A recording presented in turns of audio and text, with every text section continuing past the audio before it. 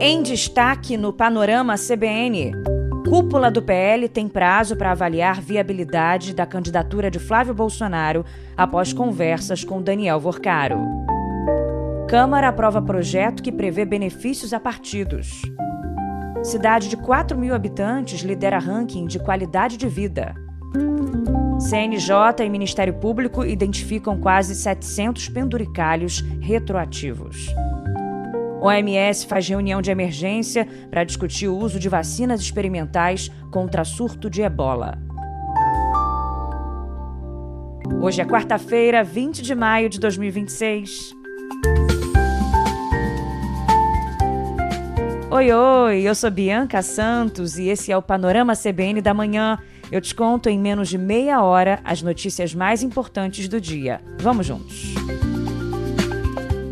Começo contando que o pré-candidato do PL à presidência, Flávio Bolsonaro, deve se reunir hoje com empresários e investidores em São Paulo sob o impacto de novas revelações da relação dele com Daniel Vorcaro. E segundo a apuração do Globo, integrantes do PL dizem que de 10 a 15 dias é o tempo para reavaliar se Flávio terá condições de prosseguir como candidato à presidência e se as últimas revelações serão relevantes eleitoralmente. Ontem, o senador admitiu que foi à casa do dono do Banco Master logo após a primeira prisão do banqueiro no caso. Na época, Vorcaro cumpria medidas restritivas, como o uso de tornozeleira eletrônica, e as fraudes milionárias já eram de conhecimento público.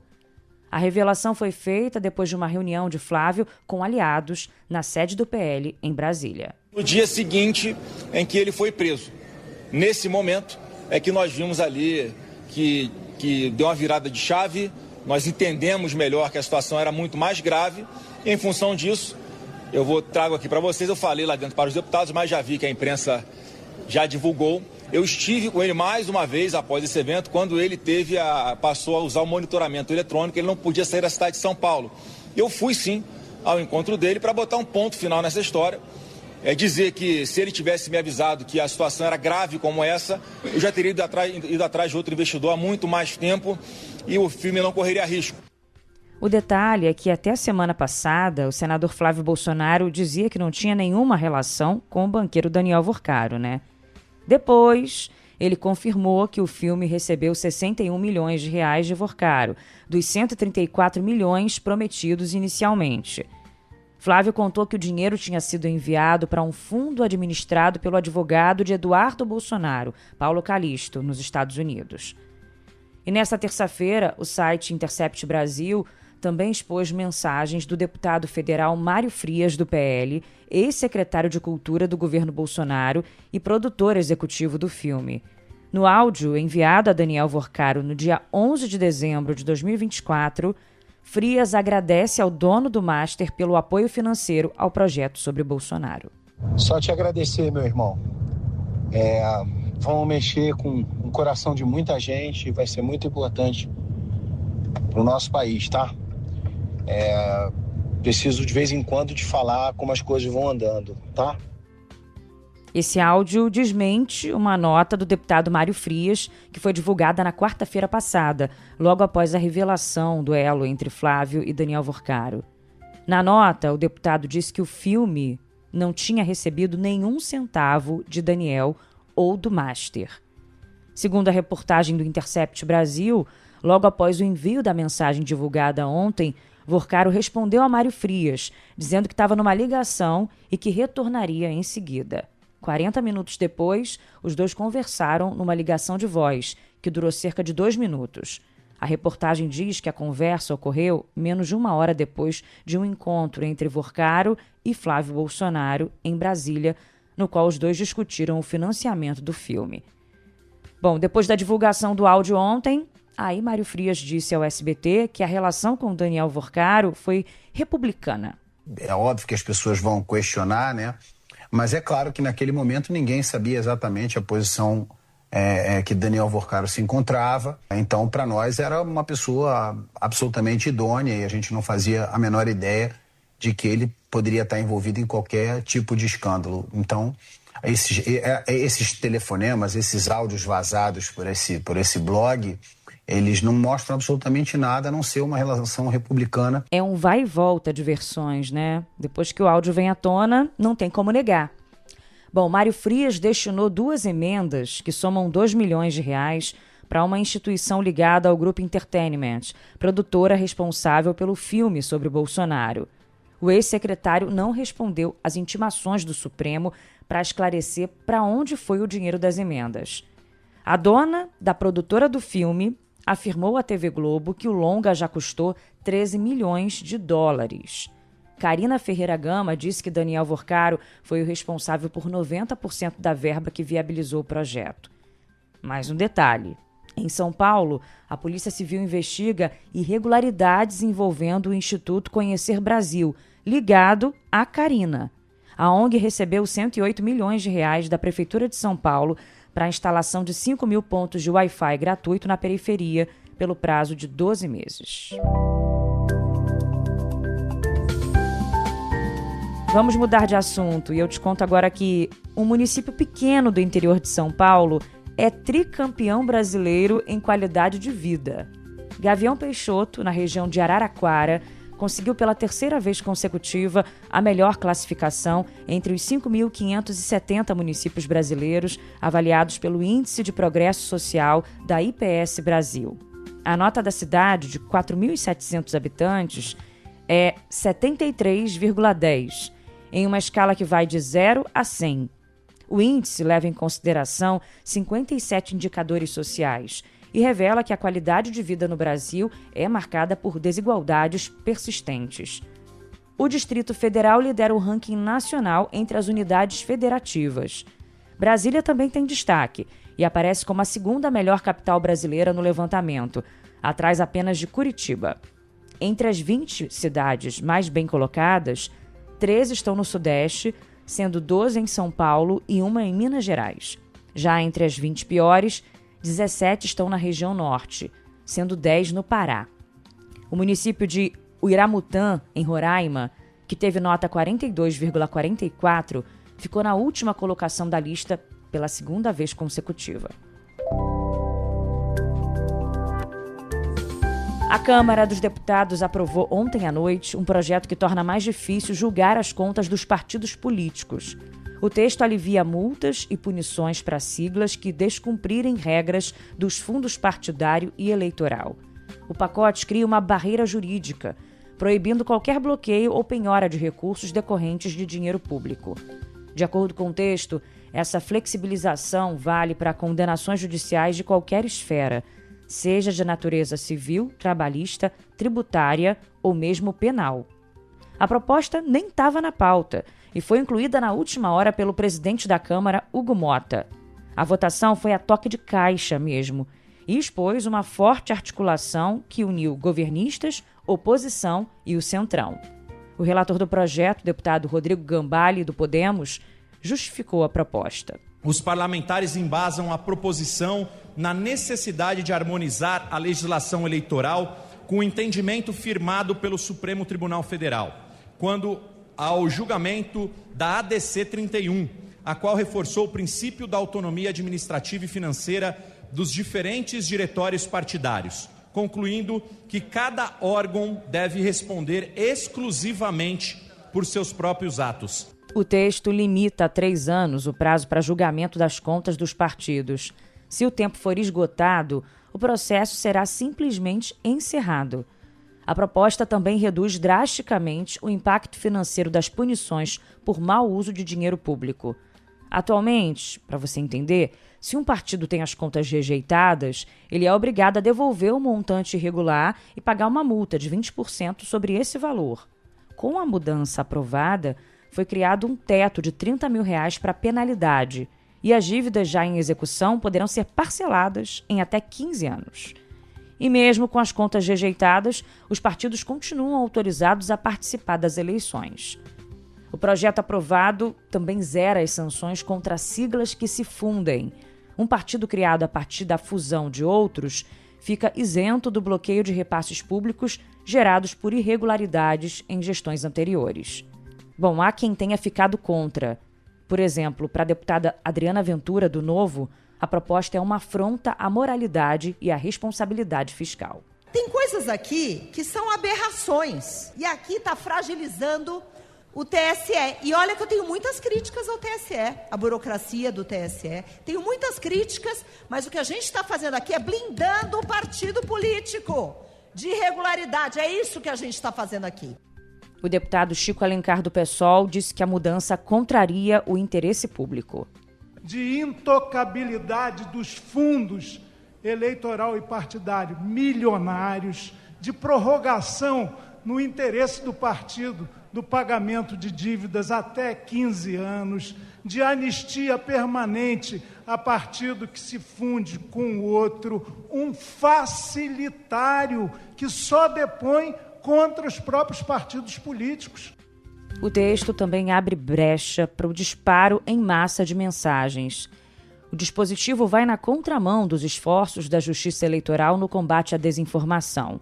Partidos e candidatos poderão enviar mensagens para os eleitores, inclusive usando sistemas automáticos. Essas mensagens só poderão ser bloqueadas pelas plataformas com decisão judicial.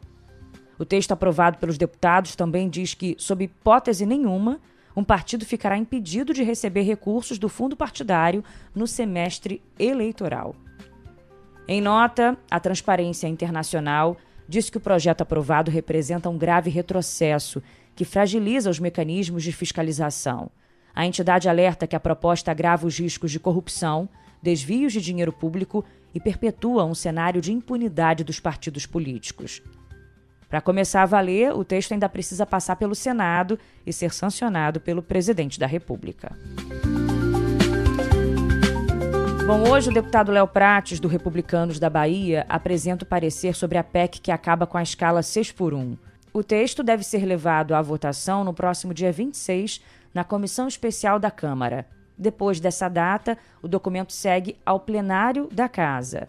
A definição da regra de transição se tornou o principal impasse na reta final das negociações para a apresentação do relatório da PEC que trata do tema. Agora eu te conto que uma auditoria dos órgãos que fiscalizam a Justiça e o Ministério Público identificou quase 700 penduricalhos retroativos. O levantamento foi feito pelo Conselho Nacional de Justiça e o Conselho Nacional do Ministério Público. A inspeção foi realizada depois que o Supremo Tribunal Federal barrou, em março, o pagamento de penduricalhos anteriores a fevereiro de 2026. A Corte entendeu que faltavam critérios claros sobre cada pagamento desses penduricalhos, que podem fazer com que o salário extrapole o teto de R$ 46 mil do funcionalismo, né? A nota técnica identificou 694 penduricalhos retroativos nos contra-cheques de juízes, procuradores e promotores. Na magistratura, a fiscalização encontrou mais de 500 registros de pagamentos desse tipo em 94 tribunais.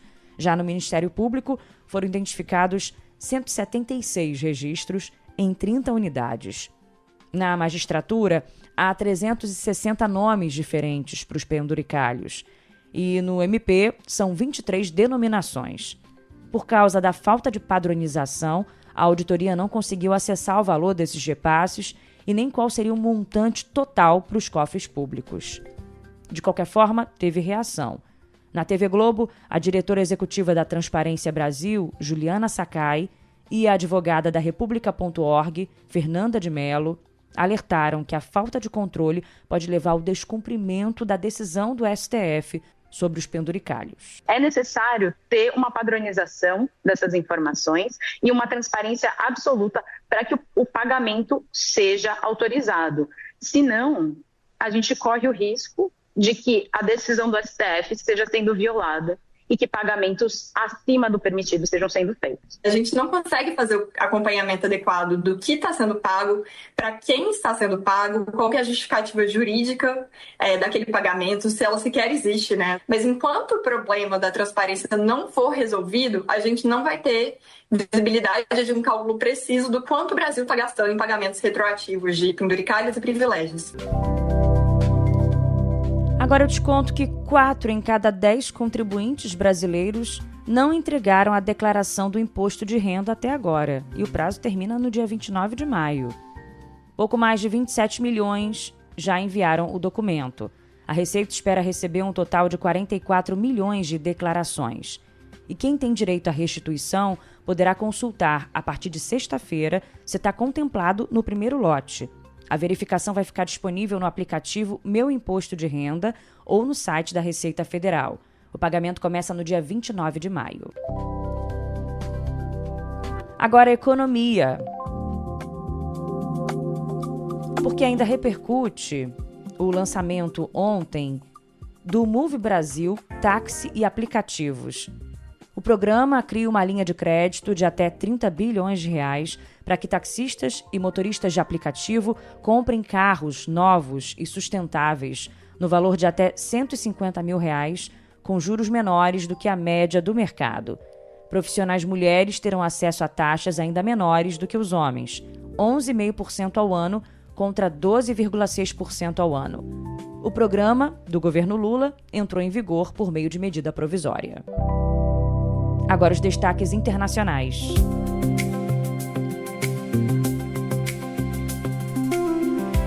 A Organização Mundial da Saúde fez uma reunião de emergência para discutir o uso de vacinas experimentais contra o surto de ebola na República Democrática do Congo.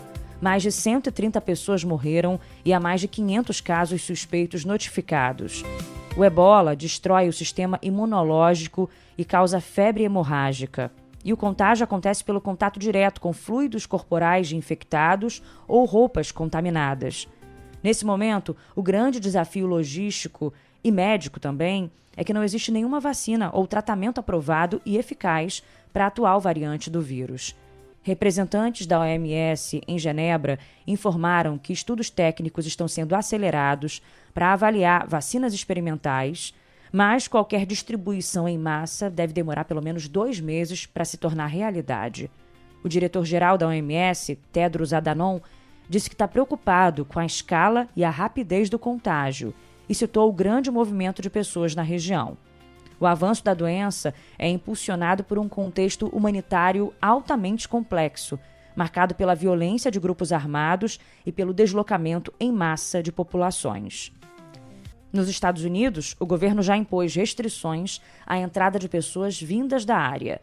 E, além disso, o Centro de Controle de Doenças dos Estados Unidos confirmou que um profissional de saúde americano que atuava na região testou positivo para o vírus. O paciente está sendo transferido sob forte esquema de isolamento para a Alemanha, onde receberá tratamento especializado. Outros 6 americanos que tiveram exposição direta estão sob monitoramento rigoroso. No domingo, a OMS declarou emergência de saúde pública de importância internacional por causa do novo surto de ebola na República Democrática do Congo. Diante do alerta internacional, a nossa Anvisa emitiu recomendações específicas para viajantes brasileiros. A agência ressalta que o risco de infecção no Brasil é considerado muito baixo, mas pede atenção redobrada a quem desembarca em aeroportos internacionais, como o de Guarulhos, vindo da África Central. A orientação é monitorar os sintomas por até 21 dias. Febre alta de início súbito, fraqueza extrema, dores musculares e dor de cabeça forte são os primeiros sinais. E o presidente russo Vladimir Putin cumpre hoje o dia mais intenso da visita de Estado a Pequim, onde se reúne com o líder chinês Xi Jinping. A viagem ocorreu apenas 4 dias após a saída do presidente americano Donald Trump da capital chinesa. Para agências internacionais, a sequência rápida dessas 2 visitas de peso serve como uma demonstração de força geopolítica de Pequim. Xi Jinping tenta se posicionar como mediador central e ponto de equilíbrio de uma ordem global cada vez mais fragmentada. As negociações entre Rússia e China, hoje, miram acordos comerciais robustos, com foco principal no setor de energia. Putin busca destravar projetos de longo prazo de fornecimento de gás natural para o mercado chinês. Diante do prolongamento da guerra no Irã, o Kremlin tenta elevar o status da Rússia como fornecedor de energia mais seguro e estratégico para a economia chinesa. Detalhe é que a Rússia já vende gás com 40% de desconto para os chineses.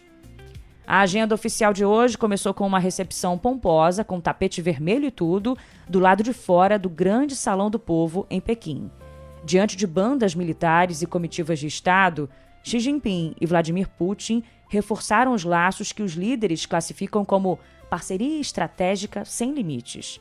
Essa é a 25ª viagem de Putin à China, o que sublinha a proximidade pessoal entre os dois. Eles se reuniram mais de 40 vezes ao longo dos seus mandatos.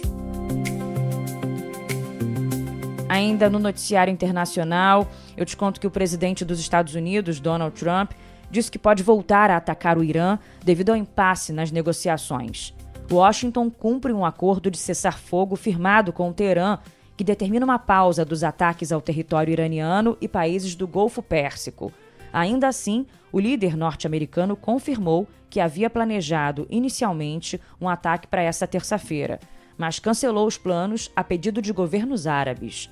Ele reforçou também que deu 2 dias para que o Irã apresente uma nova proposta de paz.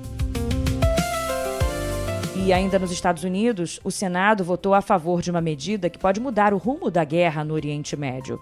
A proposta obrigaria o presidente Donald Trump a encerrar o conflito com o Irã ou a ir atrás de autorização do Congresso para continuá-lo. O movimento aconteceu depois que alguns republicanos se juntaram aos democratas para impulsionar uma resolução que o Partido Republicano conseguiu bloquear por meses. A medida vai ser debatida e votada nas próximas semanas. E o veículo blindado de um senador colombiano foi alvo de um ataque a tiros de fuzil, informação divulgada pelo presidente da Colômbia, Gustavo Petro. Ele falou que a ação foi realizada por um grupo ligado ao narcotráfico.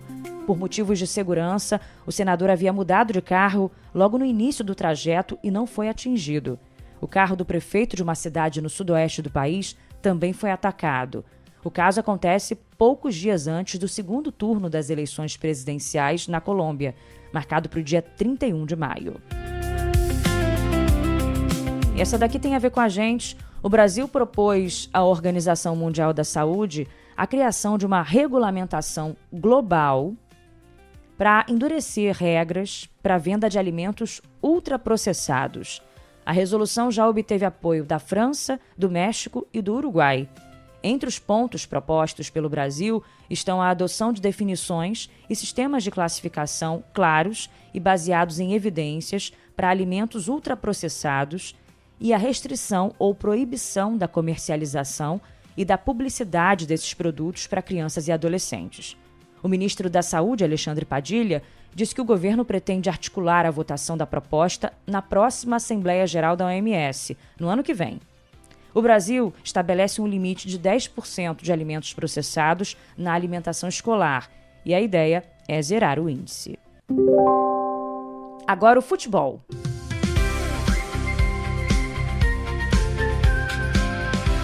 Dois times brasileiros entram em campo hoje pela Libertadores. O Flamengo enfrenta o Estudiantes, da Argentina, e o Palmeiras joga contra o Cerro Porteño, do Paraguai. Ontem, o Fluminense conquistou a primeira vitória na Libertadores desse ano. No Maracanã, o time carioca derrotou o Bolívar por 2-1, mas ainda depende de resultados na próxima rodada para avançar. O Mirassol venceu o Always Red da Bolívia por 2-1 e garantiu a classificação inédita para as oitavas de final com uma rodada de antecedência. O Cruzeiro empatou em 1-1 com o Boca Juniors em plena Bomboneira e ocupa a liderança do Grupo D com 8 pontos. Pela Copa Sul-Americana, o São Paulo empatou em 1-1 com o Milionários da Colômbia no Morumbis. Hoje tem Vasco e Olímpia, no Paraguai, Santos e São Lourenço, da Argentina, Bragantino e River Plate, na Argentina, Botafogo e Independente Petroleiro, da Bolívia, e Grêmio contra o chileno Palestino, em Porto Alegre. E o jogo do Botafogo foi transferido da Bolívia para Assunção, no Paraguai, por questão de segurança. E para fechar, olha essa daqui.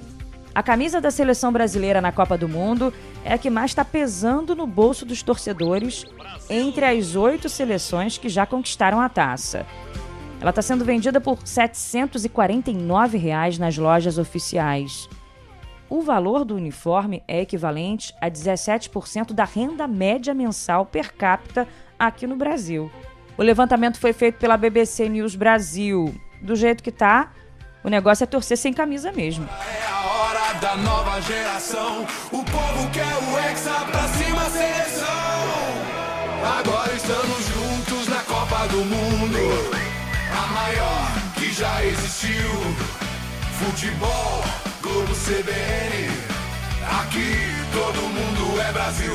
Agora estamos juntos na Copa do Mundo, a maior que já existiu. Futebol, Globo, CBN. Ó, vou soltando mais. A gente vai soltando mais, né, Lala? Até a Copa, pra ficar todo mundo sabendo bem a musiquinha nova. Trilha aqui, da CBN. É, pra Copa do Mundo especial. E assim vamos encerrando então o Panorama CBN da manhã de hoje, meio de semana. E por falar em música, já manda pra mim pedido, sugestão pro nosso sextou musical. Pode ser lá pelo Instagram, biancasantos.bia, ou então por e-mail, bianca.santos@cbn.com.br. Tô indo embora junto com o nosso DJ Laerte Afonso, o editor Edmilson Fernandes e você que faz parte desse time. Obrigada pela companhia, não se esqueça do Panorama CBN da noite com Leandro Gouveia e até amanhã.